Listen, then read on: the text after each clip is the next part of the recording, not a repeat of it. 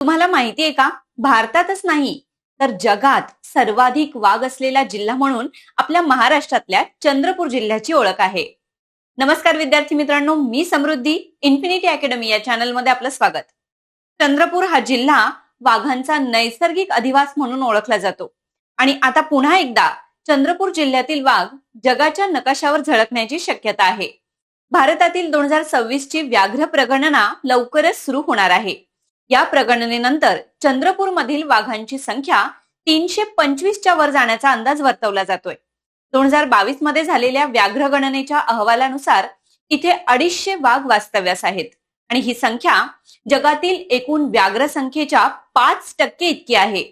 ही संख्या आता आणखी 100ने वाढण्याची शक्यता व्यक्त केली जाते.